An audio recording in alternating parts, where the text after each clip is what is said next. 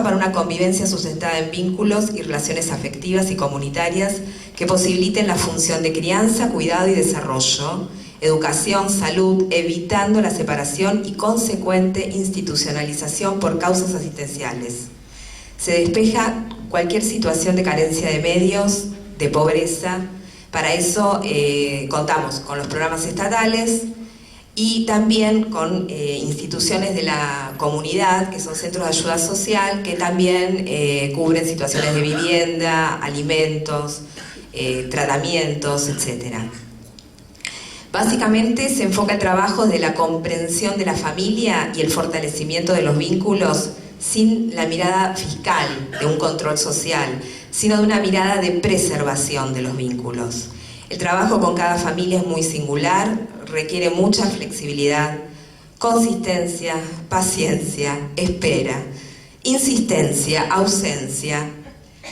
Se intenta producir demanda, que no hay, o sea, no siempre, son derivados muchas veces por otras instituciones, se les habla a los padres, se les explica, pero no hay demanda de parte de ellos, no hay registro de por qué, ¿sí? Por qué tiene que intervenir el ADINU. Y es por ello que hay que construirla con los padres. Lo frustrante se impone en muchas ocasiones y nos frena mucho el trabajo. Sin embargo, el poder darle más valor a los detalles pequeños o logros pequeños y que generaron cambios, movimientos en la situación familiar o en el niño en particular, dan cuenta que la apuesta y el trabajo cotidiano valió la pena y el desafío continúa. El operador intentará dejar una huella de algo distinto, un lazo, fortaleciendo ese lazo de un otro diferente, saludable. Voy a leer una partecita chiquita de un libro que nosotros escribimos en el 2008 con UNICEF, que habla de no debemos olvidar que estas familias existe la transmisión intergeneracional de la violencia y es muy complejo para cualquier persona romper con este tipo de patrones. Se requiere un trabajo profesional sumamente intensivo. Las modificaciones son posibles, pero la implicancia física, afectiva y emocional que se necesita es enorme. No basta con una sesión semanal, con hacerles llegar la comida, con acompañarlos al hospital. Es necesario ofrecerles a los miembros de la familia la experiencia de un vínculo positivo y confiable. Esto tiene que ver con la disponibilidad que requiere el operador para el trabajo, ¿sí? A veces trabajamos fuera de hora, no tenemos... Nosotros le decíamos full life, no debe ser full life, pero le decíamos full life en un momento porque era cualquier hora. Bueno, tenemos el equipo de operadores familiares, hay un equipo de operadores que trabajan en el área de integración comunitaria y acogimiento familiar, y contamos con recursos institucionales como ser... Bueno, se trabaja en el domicilio de las familias, con acompañamientos socioterapéuticos, hacemos entrevistas de orientación a padres, individuales, familiares, vinculares, hay grupos para adultos, convivientes con los niños, también contamos con integradores escolares, muchas veces justamente para incluir a los chicos, en eso trabajamos mucho con Mariela desde el programa de AMIA. Cuando no se consigue, por ejemplo, rápidamente turno en efectores públicos, que nos sucede muchísimo, el programa costea tratamientos psicológicos o psiquiátricos. No podemos esperar a veces 5 o 6 meses. También se gestionan actividades deportivas, recreativas, apoyo escolar y se intenta siempre articular con otras instituciones comunitarias. En relación al centro de día, que es otro dispositivo que cuenta fortalecimiento familiar, es un espacio terapéutico que intenta complementar la función de los padres y tienen como objetivo recuperar en los niños su lugar de infantes, ayudándolos a tramitar las vivencias traumáticas que padecen. Se construye un vínculo significativo con algún coordinador del centro de día que le brinda un cuidado personalizado al niño, al adolescente que está dispuesto, comprometido al alojamiento de ese niño, dándole valor a la palabra y la escucha, historizando, desculpabilizándolo, desnaturalizando la violencia. El espacio se constituye en un lugar donde el niño sea un infante. Bueno, acá traje una frase de Fuchs del 2002, dice: mientras el niño está padeciendo situaciones de violencia y abuso, adhiere a la historia que cuentan sus padres, ya que la otra, la verdadera, no puede compartirla con nadie. Y si es que logra encontrar palabras para explicar la victimización que está sufriendo, nadie lo escucha o no le creen. Es entonces cuando el que habla es el cuerpo, que dice sin palabras lo que está prohibido decir o lo que nadie se atreve a escuchar. Esto tiene que ver con también otra frase de Dolto del 93 que dice: el vínculo doloroso puede ser superado si se lo habla, si se lo hace comunicable a otro de una manera simbólica. Esto del padecer de un niño en silencio, esto de que necesitan hablar, tiene que ver con este trabajo que hacen los coordinadores del centro de día, que la verdad que tienen un compromiso muy emocional con los chicos y en este poder poner palabras están reconociendo de alguna manera lo que les sucede a los chicos.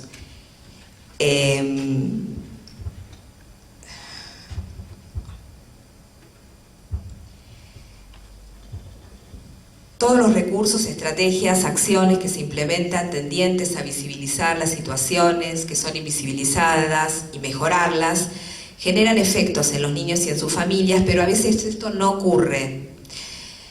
Por lo tanto, priorizamos a la familia en primer lugar, pero a veces esto no sucede, o sea, se hace todo lo posible, se intenta, a veces inmediatamente nos damos cuenta que no vamos a poder, pero siempre se va a intentar algo.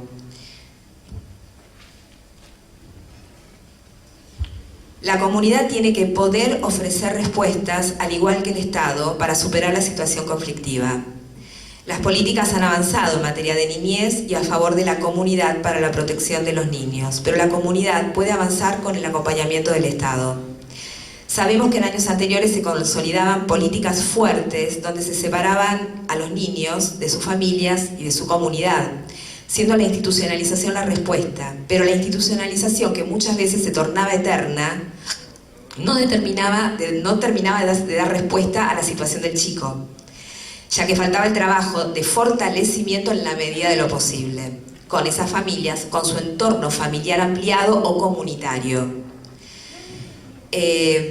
Muy importante, por lo tanto, darle valor a la comunidad y a las redes sociales. En los dispositivos que contamos en el área de integración comunitaria, que forma parte del fortalecimiento familiar, tenemos lo que es el acogimiento familiar y los referentes afectivos, comúnmente llamados padrinos. El acogimiento familiar y el RAC es una respuesta solidaria e integral hacia la situación que está atravesando un niño, una niña, adolescente y su familia. Tanto el referente afectivo, una familia de acogimiento, no tiene intenciones de reemplazar o sustituir. Es una familia comunitaria que ejerce un acto de solidaridad y que se pone a disposición. Es una posibilidad que tiene ese niño, una vez fracasadas las estrategias que evitarían la separación y habiendo padecido situaciones intrafamiliares que vulneraron sus derechos, aportando una forma diferente de vivir que no sea dentro de una institución. También es una práctica que se puede utilizar como estrategia de desinstitucionalización. Esto también lo hemos hecho. De niños que por algún motivo pasan años institucionalizados, no se resolvió su situación para volver con su familia de origen, no se resolvió una adopción, bueno, pero tiene derecho a la convivencia familiar. Pero en la Ciudad de Buenos Aires esto se resuelve bajo la modalidad de una guarda. Dado que la ley 2213, la ley de acogimiento familiar de la Ciudad de Buenos Aires, es solo implementada por el gobierno de la ciudad y no está reglamentado todavía para las ONGs. Eso se diseñó solo por el momento para evitar la institucionalización para niños de 0 a 3 años. En otras provincias sabemos que hay otros marcos legislativos y siendo el acogimiento una práctica común. Se está creando, les cuento, una red federal de acogimiento familiar justamente para que haya una ley nacional. Y el ADINU forma parte de esa red. Las familias postulantes para el acogimiento pasan por un proceso de evaluación, pero son evaluadas en tanto puedan contener al niño, no como familia, o sea, no vamos a evaluar a la familia, ¿sí? Sino si pueden contener ese niño. El acogimiento debe ser transitorio. El problema es cuando se transforma en permanente y no se termina de resolver la situación que ameritó la separación para que el niño vuelva con su familia de origen o bien salga en una adopción. Las familias cuentan con el apoyo y ayuda de todos los profesionales técnicos y expertos en la temática, junto a las capacitaciones que reciben también específicas y seguimientos acorde a las necesidades que surgen en la convivencia o en el vínculo de padrinazgos también. No reciben dinero, solo ayuda para las necesidades puntuales de los chicos. En relación a lo que es el referente afectivo, es una familia comunitaria también, o una persona que individualmente se solidariza, se constituye como una figura o un apoyo para otra familia, no solamente para el niño. Se construye un vínculo de confianza saludable para el niño o el adolescente. No es sin el acompañamiento del operador familiar, o sea, ese referente no va a quedar solo con la familia. En principio, es siempre con la mediación y el trabajo de un operador familiar. Para la situación de niños o adolescentes que están institucionalizados también es un recurso muy valioso el referente afectivo, ya que le habilita al niño el vínculo con un afuera no institucionalizado. Se intentará que las familias y el RAC puedan luego tener un vínculo más autónomo y por lo tanto comunitario, donde el ADEINO ya no intervenga.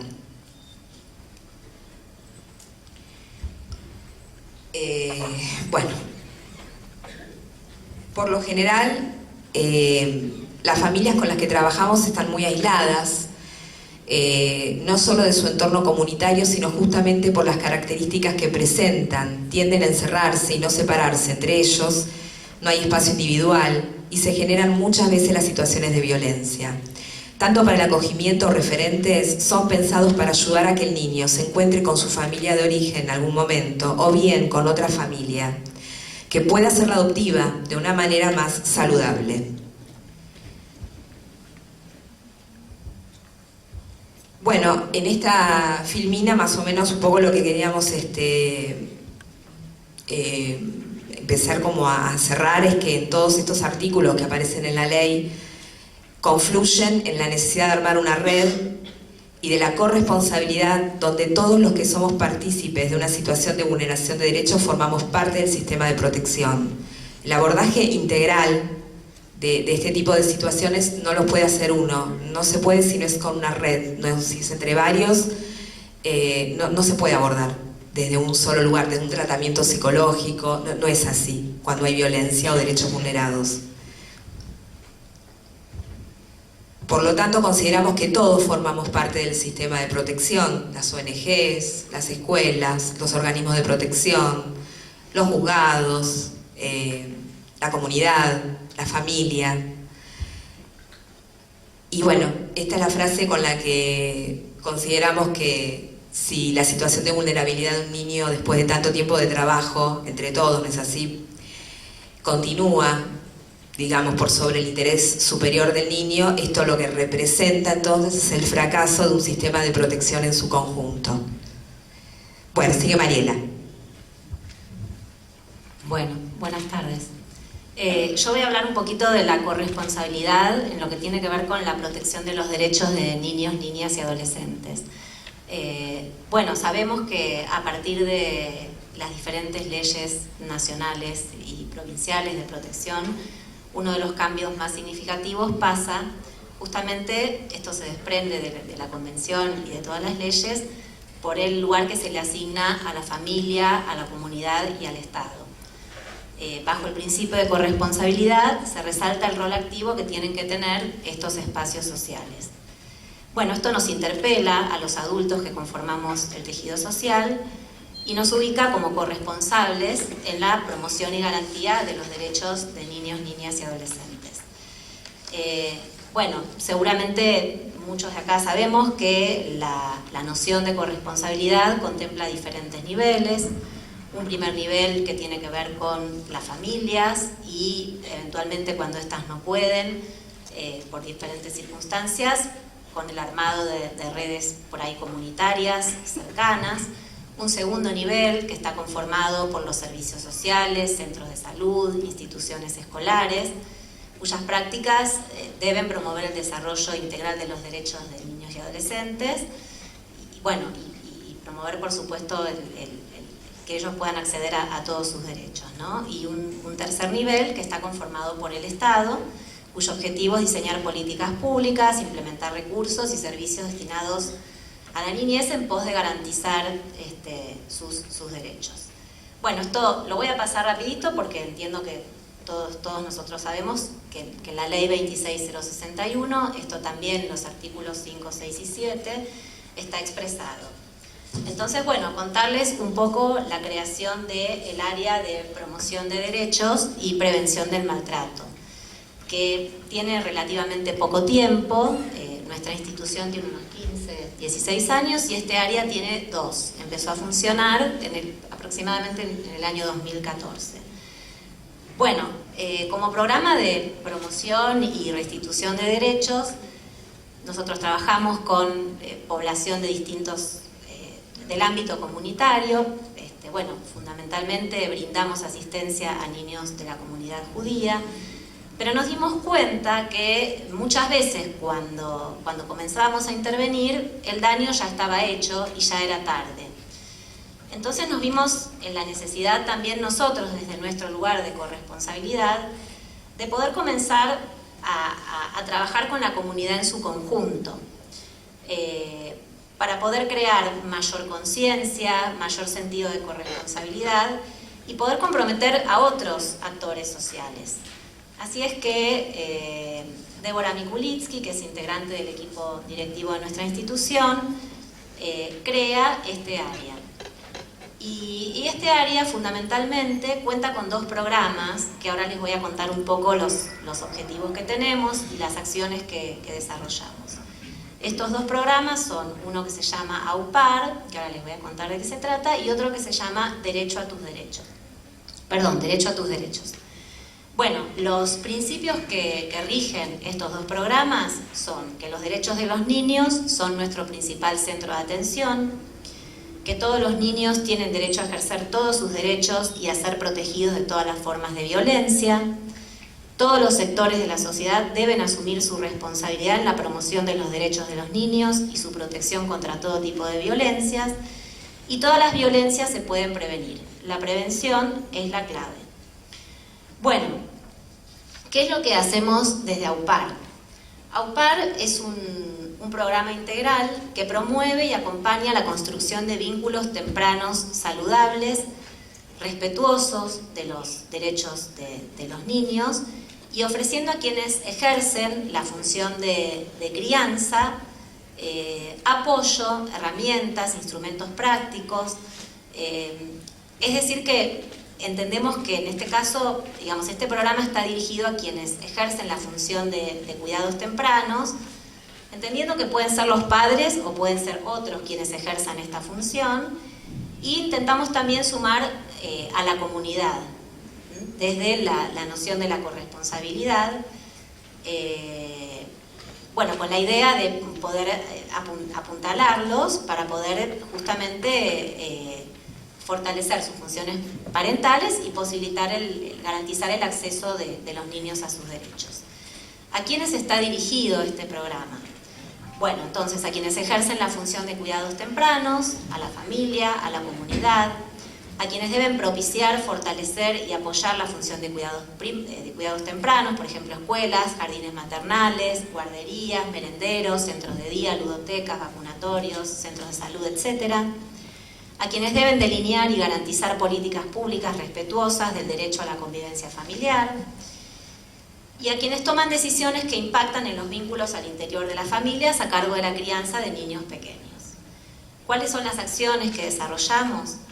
Apoyamos y acompañamos a quienes están a cargo de la crianza de niños pequeños y a sus contextos de apoyo comunitarios, por ejemplo, profesionales de la salud, de la educación temprana, centros de primera infancia, para que justamente se puedan fortalecer, puedan interrelacionarse y puedan dar soporte a los cuidadores primarios en su función. Promovemos acuerdos, alianzas y redes para articular con organizaciones comunitarias, justamente para poder entre todos compartir lo aprendido y aunar esfuerzos para defender los derechos de los niños y prevenir violencias. Elaboramos y diseñamos materiales de alto impacto, cuyo propósito es acompañar la toma de decisiones respetuosas sobre la crianza y construir vínculos saludables seguros, contribuyendo al desarrollo integral de los más chicos. Y desarrollamos espacios de reflexión que promuevan una mirada inclusiva de las familias desde una perspectiva de derechos humanos con el objetivo de propiciar vínculos tempranos saludables en diferentes ámbitos. Por ejemplo, una de las acciones que venimos haciendo, que hemos hecho el año pasado, hicimos una campaña de paternidad activa. En este caso se hizo por Facebook, pero también se produjeron materiales que se fueron difundiendo, apuntando un poco al lugar de los padres o a quienes ejerzan dicha función. También hemos ido a los piletones y hemos comenzado a hacer un trabajo que la idea es que pueda, no sé si conocen, donde está Margarita Barrientos con su comedor solidario, que tiene, digamos, que abarca una población que tiene jardines, guarderías, jardines maternales. Bueno, hemos comenzado, está en los comienzos, un trabajo con ella, con la idea de sumar después a docentes de jardines maternales y poder hacer posteriormente un trabajo con la familia, ¿no? Y recientemente, para comenzar a trabajar en septiembre, hemos hecho un acuerdo con un programa de AMIA que se llama Hippie, que es un programa que apunta a trabajar con las familias para que puedan promover situaciones de aprendizaje en casa con los chicos más chiquitos. Tenemos previsto acercarnos en septiembre a La Matanza a trabajar en un jardín maternal con las familias. Bueno, estas son las acciones de este programa que se llama AUPAR. De Derecho a tus Derechos, bueno, los objetivos que tenemos es... ¿Por qué? Porque, digamos, este programa se desarrolla más con ámbitos comunitarios y educativos, ¿sí? De educación formal y no formal, y ahora les voy a contar algunas de las acciones que hicimos. Los objetivos de este programa es concientizar a los actores educativos sobre la importancia de incluir el enfoque de derechos humanos y la temática del maltrato en el currículum formativo de los docentes, con el fin de poder conceptualizar el conocimiento intuitivo y reflexionar sobre el quehacer cotidiano. Esto es... que es gran parte del trabajo que venimos haciendo con las escuelas, que se pueda llegar a entender que la convención, que los derechos, que el marco normativo que se desprende de la convención atraviesa las prácticas de los diferentes actores de los sistemas educativos formales y no formales. Este es fundamentalmente el trabajo que venimos haciendo en los ámbitos de educación, ¿no? Asimismo, sensibilizarlos respecto de las diversas formas en que se ejerce la violencia, sus principales manifestaciones, factores desencadenantes, consecuencias y responsabilidades. Comprometerlos en la prevención a través de la educación, promoviendo la toma de conciencia respecto de la problemática del maltrato. Y profundizar el rol que tienen justamente los diversos actores educativos como cuerpo activo, como herramienta de transformación sobre las políticas públicas de infancia y adolescencia y como defensores de los derechos de niños, niñas y adolescentes. Por supuesto, este es un objetivo muy de máxima, ¿no? Sería como quizás un punto de llegada, todavía hay mucho para trabajar. Bueno, ¿cuáles son las acciones que venimos desarrollando? Espacios, encuentros de reflexión. Nosotros lo llamamos de sensibilización, charlas para instituciones educativas y diferentes ámbitos, como ya dije, de educación formal y no formal, talleres para adolescentes en escuelas medias, centros juveniles, ámbitos de educación formal y no formal también, trabajando especialmente lo que tiene que ver con el ejercicio del derecho a la participación. Hemos desarrollado un portal que se llama Derecho a tus Derechos, es derechoatusderechos.org.ar, que tiene como principal objetivo ser una herramienta de consulta e intercambio y, bueno, por supuesto, de apoyo y promoción a lo que tiene que ver con el enfoque de derechos, porque cuando inicialmente creamos este portal, la idea era que por ahí las escuelas o los distintos ámbitos comunitarios pudieran también llegar a sensibilizarse y a capacitarse por medio del portal. El portal tiene mucha información, o sea que también es una herramienta, y nosotros además vamos agregando enlaces, lo vamos actualizando. Y lo más reciente, que lo hemos lanzado la semana pasada, que es lo que por ahí en lo que me voy a detener un poquito, es como nuestra perlita, hemos lanzado un documento que se llama Tenemos Derechos, que es producto de un acuerdo que se hizo entre UNICEF y el ADEINU, y bueno, en esta experiencia participaron un grupo de adolescentes de una escuela media de Capital y del programa IELADEINO en simultáneo de chicos del espacio del centro de día. Y algunos de hogares también. Bueno, ¿cómo llegamos a generar esto?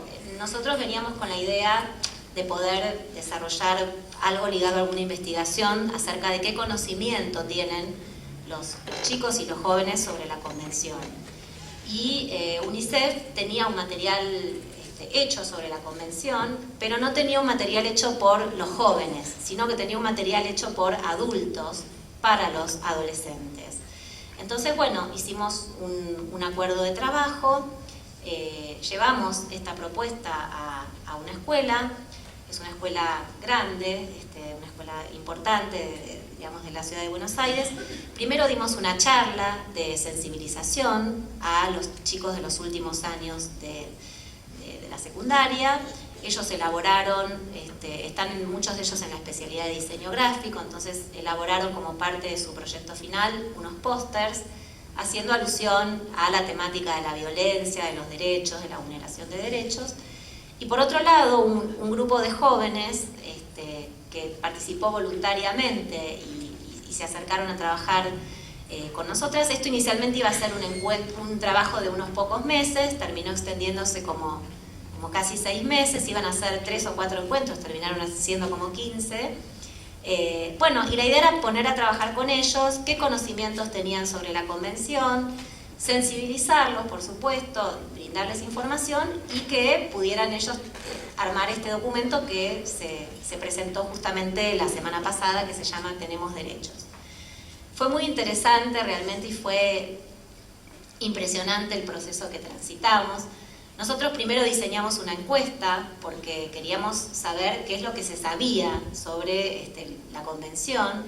Por supuesto que atravesamos la encuesta con ellos.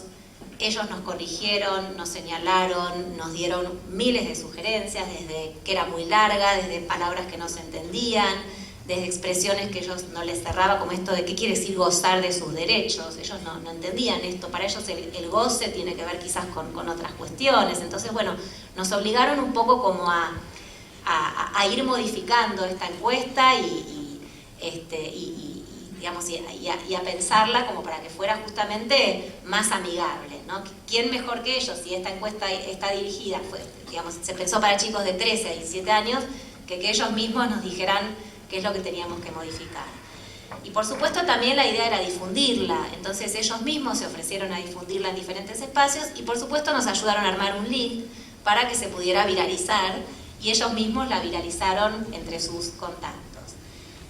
Después, bueno, a lo largo de los distintos encuentros que fuimos teniendo con ellos, que en general nos reuníamos 2 viernes por mes en la hora del almuerzo, y teníamos muy poquito tiempo porque enseguida ellos tenían que volver a clase, fuimos trabajando con distintas cuestiones, ¿no? Con algunos videos disparadores, con algunos artículos, digamos, también vimos un video sobre la Convención. Trabajamos en una actividad que a ellos les gustó muchísimo, que se llama Remate de Derechos, donde les presentábamos a todos los derechos y les preguntábamos cuál para que ellos eligieran en distintos grupos. Les preguntábamos como pregunta disparadora cuál derecho les parecía más importante que otro y les dábamos una cantidad de tapitas, ¿no? Entonces ellos tenían que ver cuánto estaban dispuestos a pagar por tal o cual derecho que nadie había elegido. Para concluir, por supuesto, que bueno, que en realidad todos los derechos son importantes, que no es que hay un derecho más importante que otro, y bueno, y todo esto, ¿no? Y que en la medida que un derecho se vulnera, quedan muchos vulnerados, en fin. Les gustó tanto esta actividad que cuando hicimos la presentación de este material, ellos la quisieron replicar y bueno, con toda la gente que vino, les proponían hacer esto, ¿no? Entre otras cosas, escribieron cartas para los decisores de políticas públicas, bueno, escribieron cartas para otros pares, para otros adultos, bueno, hicieron un montón de producciones que se condensaron en este documento que presentamos en estos días. Bueno, algunas reflexiones, algunos resultados, algunas cuestiones que queríamos compartir con ustedes en relación a esta experiencia. Bueno, en general los chicos no tenían mucha idea y no tienen en general mucha idea de lo que es la convención. Muchos, inclusive los más chicos, ni siquiera conocen el término. Sin embargo, nosotros vimos que cuando les ofrecimos un espacio y pusimos esto a trabajar, es impresionante cómo ellos se fueron, digamos, empoderando, cómo se fueron apropiando de todo esto, ¿no? La sorpresa que manifestaban por cuestiones y nociones y contenidos que no tenían y que no podían entender digamos, cómo ellos no, digamos, cómo los propios adolescentes y jóvenes conocen y se conoce tan poco sobre los derechos, ¿no? Cuestiones también con relación al para qué sirve o con relación a la obligatoriedad de la convención, que eran preguntas que nosotros les hacíamos. Bueno, en general no hay mucha información respecto de esto.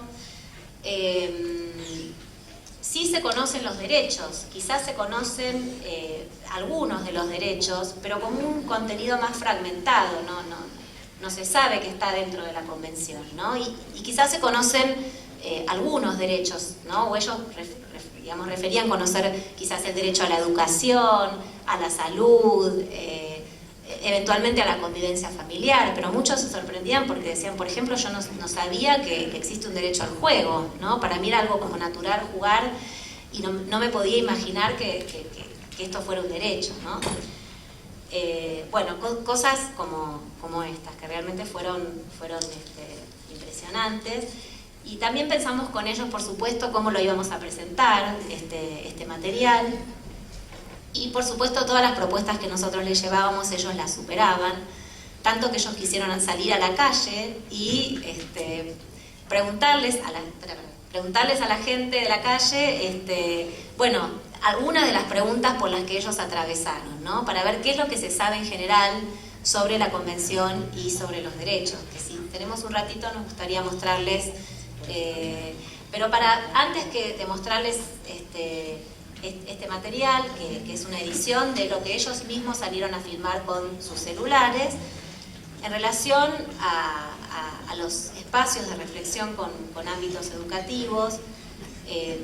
Bueno, nosotros realmente contarles que la noción de la corresponsabilidad es algo que venimos trabajando mucho con las escuelas, que esto impacta, que sorprende, que muchas veces esto no se conoce poco del marco normativo, y que también, digamos, nosotros tenemos una lectura, digamos, de este tiempo que venimos trabajando, que no es mucho con las escuelas, pero que quizás a veces el sistema de protección está como desarticulado, saturado, y se olvida del potencial que tiene la escuela, ¿no? Y todo lo que puede hacer la escuela en relación a la posibilidad de trabajar con los chicos para que puedan acceder a sus derechos. Entonces, bueno, los espacios que nosotros ofrecemos de reflexión, de sensibilización, apuntan un poco a esto, a fortalecerlas, a acompañarlas, para que puedan asumir ellas también la corresponsabilidad que les cabe. Bueno, les vamos a mostrar esto que hicieron los chicos.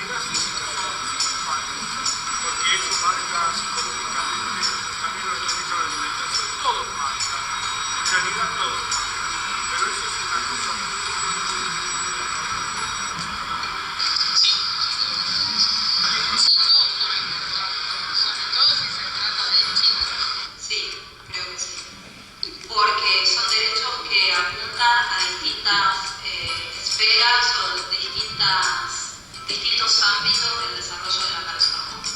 No, para mí lo de la explotación del trabajo más importante. No creo que tenga toda la importancia, debe tener grado de importancia algunos de esos derechos, pero son todos muy importantes.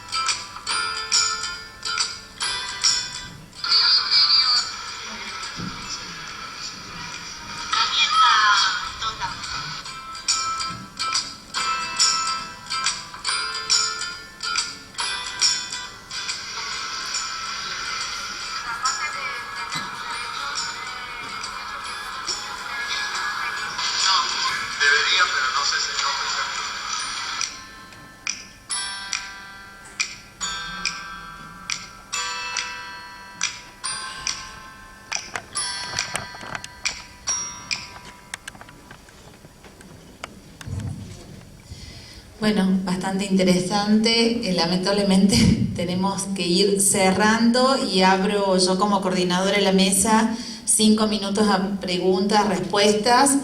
De todos modos, estas colegas de este equipo se quedan todo el congreso para hacer lazo, para intercambiar datos o promociones o cualquier consulta que tengan. Ahora formalmente tenemos que hacer un cierre de la exposición de ellas, pero ellas se quedan todo el fin de semana en Catamarca.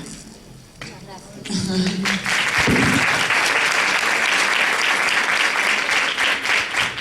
¿Alguna consulta, comentario, compartir una experiencia? Tenemos colegas de muchos puntos del país, de diferentes instituciones, el Ejecutivo, el Poder Judicial, Desarrollo Social. ¿Alguien que quiera aprovechar a estas colegas? Sí. Yo quiero hacerte felicitaciones en primer lugar. Una pregunta y un comentario, sí, una experiencia similar a la que tuvieron ustedes. La pregunta es, ¿qué colegio es en el que hicieron la experiencia y en qué zona de Buenos Aires está ubicado? A ver, primero quiero comentar que nosotros acercamos esta propuesta a cualquier institución que esté abierta a tomarla, ¿está bien? No es que nosotros salimos a elegir al colegio, sino que el colegio nos elige, ¿sí? Quizás como nosotros somos una institución comunitaria judía, nos es más fácil acceder a escuelas de la comunidad, lo que no quita que también hemos trabajado con otras instituciones. Y de hecho, a partir de esta experiencia, La idea es ofrecer esta propuesta a otras escuelas medias o trabajar con gente de los actores educativos de las escuelas para que ellos puedan replicar esta experiencia con sus alumnos y que también puedan aprender sobre la convención, problematizarse, pensar y elaborar un producto. En este caso fue la escuela ORT, los alumnos de la especialidad de diseño, pero repito, la escuela nos elige a nosotros. Nosotros ofertamos esto a las escuelas y es la escuela la que de alguna manera nos abrió las puertas, ¿sí? Y un grupo de chicos de nuestro programa, el programa YELADEI. Bueno, el otro comentario que te quiero hacer, en el año 1997 hicimos un gran congreso de niñez y adolescencia en Mendoza con 1.200 participantes y con UNICEF hicimos algo similar en el sentido de que hicimos el congreso de los adultos y un congreso en paralelo de niños y adolescentes con el mismo temario y con la misma posibilidad de armar conclusiones. Y cuando tuvimos los dos documentos, nos pasó exactamente lo que vos estás planteando. O sea, una sorpresa, un estupor, una sensación de vergüenza casi, porque realmente en este caso era la postura de los profesionales, desde donde miramos nosotros y de donde ellos miraban sus propios derechos que coincidían muy poco con lo que nosotros habíamos mirado. Así que la verdad que esto me trajo esa historia a la cabeza. ¿Alguna otra pregunta más? Porque me está presionando sobre... Sí, por ahí lo que yo quiero agregar, que lo que tuvo también esos chicos de ORT es que son de diseño y que hicieron unos diseños para representar los derechos que, no sé, yo no hubiera sido tan creativa, no se me hubiera ocurrido, o sea, muy buenos, la verdad que muy buenos cómo estaban representados los derechos, muy bien. Algunos ejemplares y además se puede descargar, está subido a la página de UNICEF el documento. PDF, se llama Tenemos Derechos. Tenemos Derechos. Y en la página de YELADEI News pueden ver si quieren fotos de la presentación, porque la verdad que también la presentación estuvo a cargo de ellos. Ellos fueron los que la llevaron adelante. Pero bueno, el material está en la página de UNICEF. ¿Alguna otra pregunta o comentario?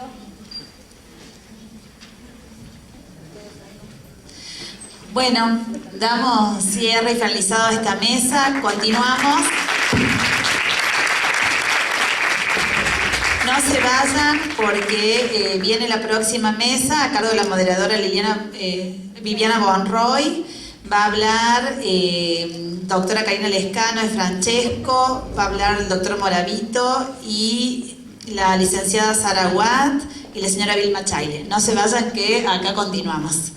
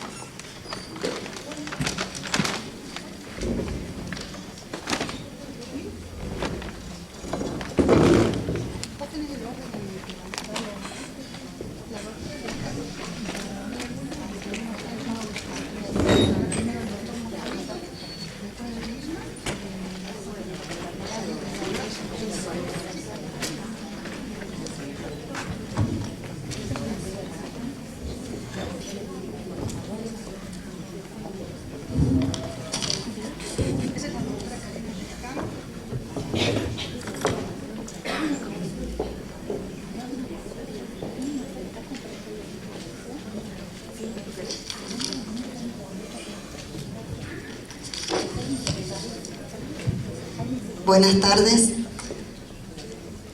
Me toca coordinar esta mesa, cuyo eje central es los niños, niñas y adolescentes como sujeto de derecho, Ley Nacional 26061 de Protección Integral sobre niños, niñas y adolescentes y los cambios de paradigma.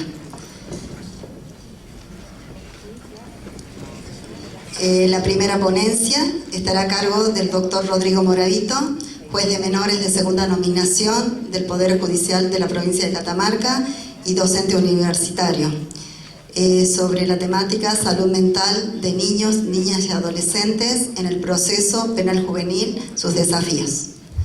Adelante, doctor. Buenas tardes, un gusto estar con ustedes, acompañado de este panel, todas damas, o sea que son mayoría.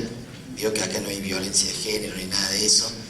Así que, bueno, la idea es poder charlar un poco con ustedes la experiencia práctica de nosotros desde los juzgados de niños, ¿sí? Desde el juzgado penal juvenil sobre casos particulares, o sea, hablar en todo caso de lo que ustedes ven ahí, la salud mental de niño, niña, adolescente en el proceso penal juvenil, que es una cuestión que nos tiene que ocupar y nos tiene que preocupar de sobremanera, en virtud de que de alguna manera esos niños, niñas, adolescentes llegan a los juzgados de la niñez siendo previamente víctimas de necesidades básicas insatisfechas, siendo nada más y nada menos que personas vulneradas en sus derechos fundamentales, ¿sí? Entonces, esa es nada más y nada menos la idea.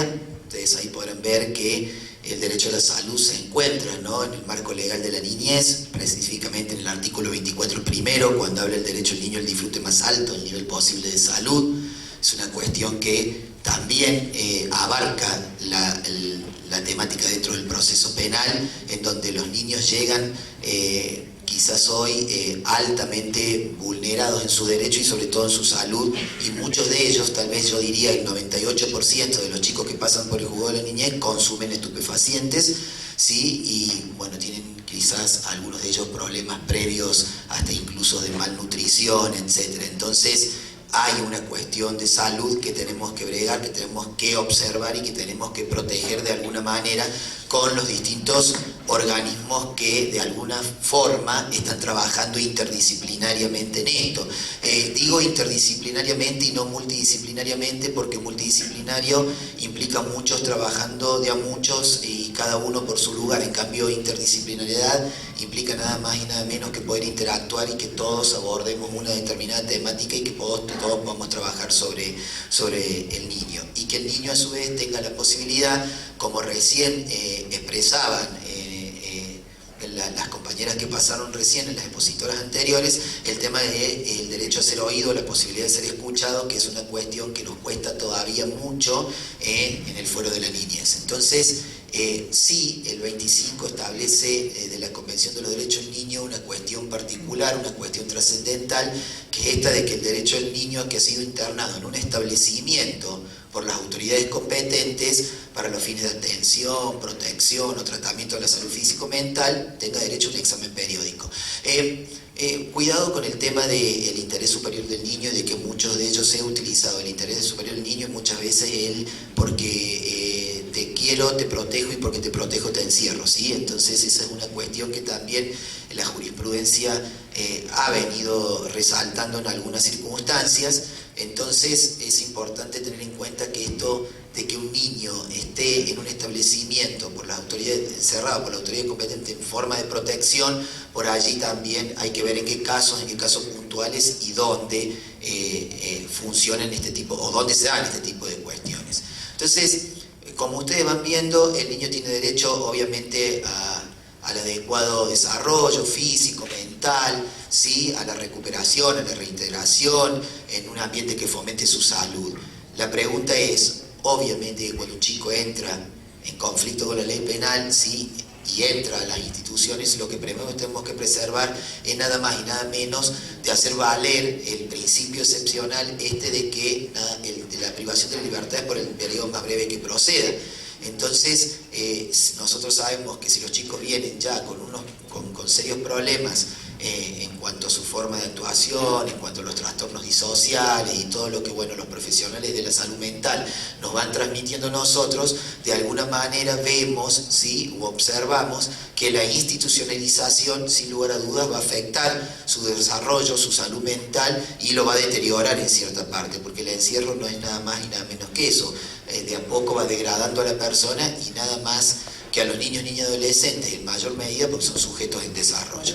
Entonces, no hay, esto es importante también irlo adecuando con las nuevas disposiciones de la Ley de Salud Mental, la 26657, en donde la salud mental, no hay salud mental sin concreción de derechos humanos, ¿sí? O sea, hay que verla la salud mental desde ese punto de vista. Las adicciones forman parte de la salud mental, y hay que ir adaptándonos y hay que ir ayornándonos, si se quiere, a lo que son los derechos humanos, es desde el punto de vista también de la salud mental de los chicos, ¿sí?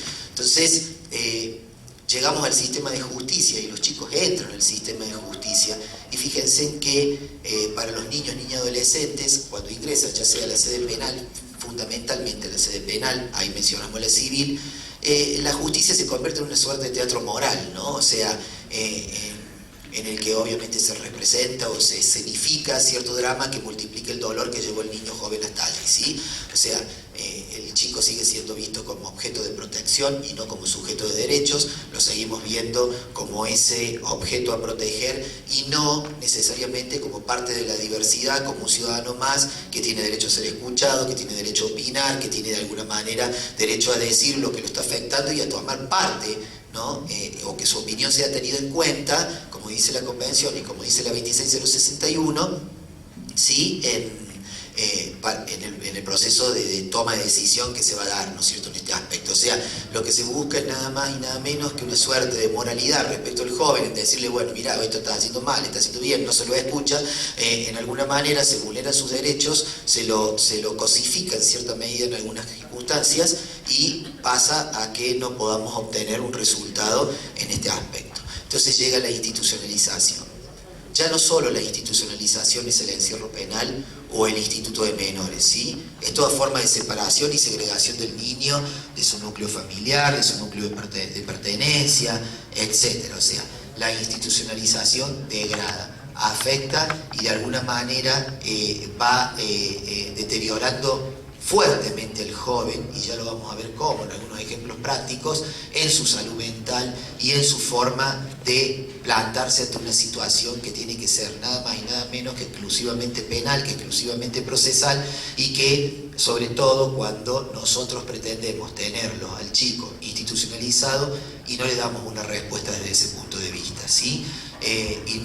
Obviamente que esta circunstancia de mínima intervención que requiere la Convención de los Derechos del Niño respecto al joven, porque, a ver, pensemos que la Convención sobre los Derechos del Niño no solo quiere la mínima intervención de la justicia penal cuando le toque intervenir en la justicia penal, sino que también lo que quiere es la desjudicialización, ¿sí? Y que el chico podamos tener ciertas medidas alternativas para que el joven no entre al sistema de justicia y de alguna manera poder abordarlo de los sistemas